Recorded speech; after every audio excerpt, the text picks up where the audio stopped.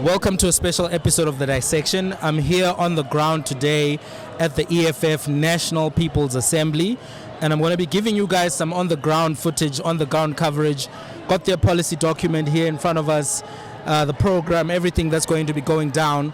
So just some preliminary things to talk about as we wait for the program to start. The first question a lot of people are asking is, where is Dr. Mbuyiseni Ndlozi? Where is Dr. Mbuyiseni Ndlozi? The EFF had a press conference yesterday and he was not visible amongst the leadership.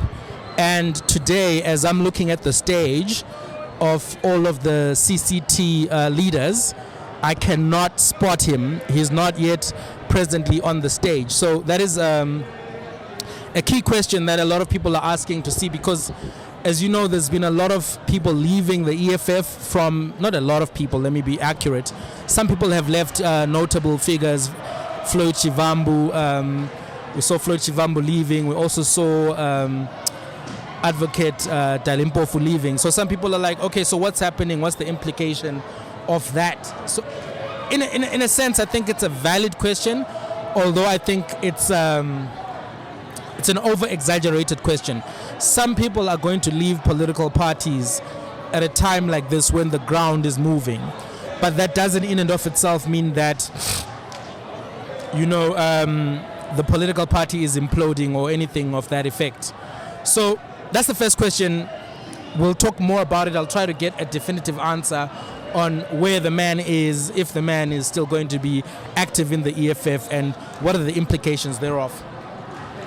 I think a bigger question that is worth answering, and I'm sorry, I've got a bit of a flu voice here. I don't know if it makes me sound like Barry White or Jamie Foxx or whatever, but there's a bit of a flu voice that we'll be dealing with. So the bigger question, I think, is what must the EFF do moving forward? What must the EFF do moving forward? And a sub-question to that is, do they hold on to their current leadership, or do they modify their leadership somewhat? So there may be some people who are of the viewpoint that, they should change leadership, that they need a new leader, and that Julius Malema should not be the leader going forward. So let's start with that issue or that question. Now, I think, in my opinion, Julius Malema is still the strongest leader in the EFF as things stand right now. I think that he has the strongest brand. He has the strongest visibility. He has the strongest public speaking skills within the EFF. And as a result, I think that it would be a mistake to change their leadership at this particular point. I think that you stay with the leadership that you have until you can find a stronger and better leader. I think there are some names that could become potential leadership, but I don't think that those names are ready as things stand right now. Julius Malema remains, I think, their strongest voice. Now the question then becomes, is it dictatorship or is it authoritarianism to stay with a strong player? The way I put it to you would be like, if we look at soccer players, for example, if you've got Lionel Messi on the pitch, Lionel Messi, and not now, but let's say Lionel Messi 2 seasons ago, 3 seasons, maybe 2 World Cups ago, do you change him as Argentina? Do you change Lionel Messi? No, you don't. You keep him because that is still your strongest player. So I think that the EFF hasn't yet attained the leadership levels that they want to attain. So it would be ridiculous right now for them to change that leadership structure. Sorry, my lips are a bit dry, so this is not a promotion, but this is my product here that I use when my lips are a little bit dry.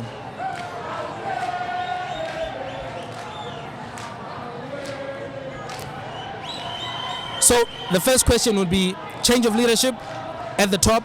No, I don't think that is necessary at this particular moment.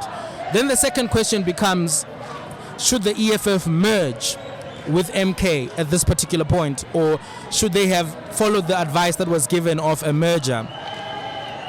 I don't think so. I don't think that the merger would have been a useful thing for them to do pre-election, because they were a proven entity pre the election with close to 2 million votes. So to go in and merge with the unproven entity at that time didn't make sense. Should they merge now?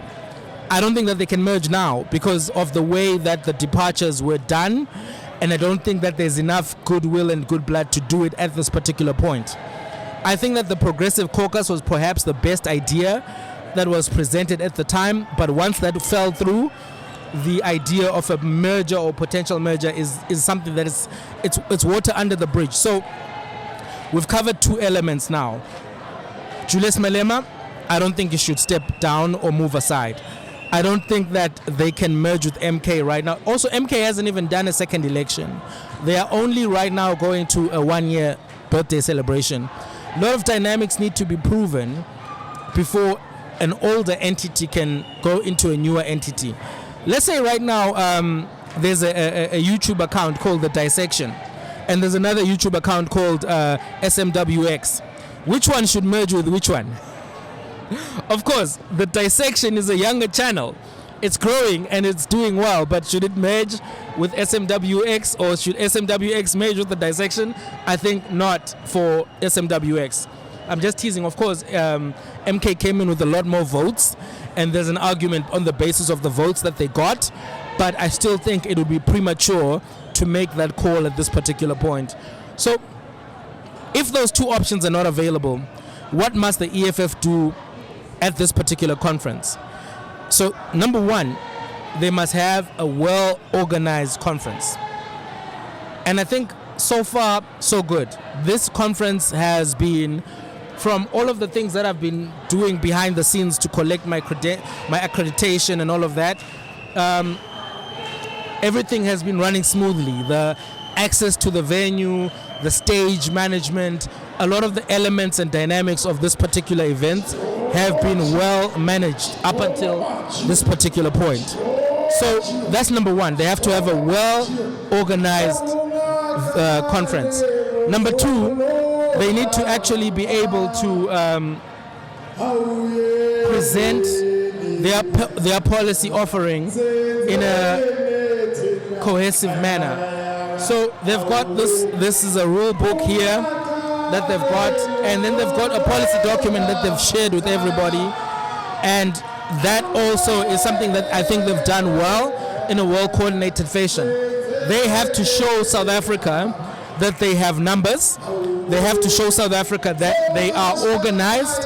They have to show South Africa that they have cohesion and energy and momentum outside of the names of Floyd Shivambu, Boyiseni Ndlozi, or any other names which have departed. The departure of high-profile leaders is not always a reflection of the health of an organization on the ground. So it's going to be important for the EFF to show that they actually have that capacity, they have those numbers. So I think, let me just walk around and give you a look of what's going on the floor, just in conclusion. Give me a second, because I've been sitting, so let me give you a feel of the conference right now. This is what the conference looks like. So I'm just going to go into the delegates and you're going to get a feel for the energy and the momentum, as you can see. So this is the energy. This is the energy on the ground. This is how fighters are operating. This is the energy, just so you get a feel from the ground.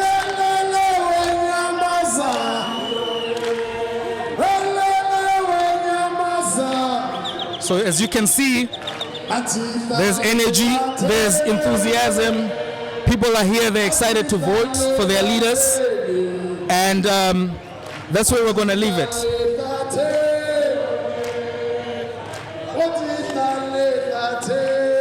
There you go.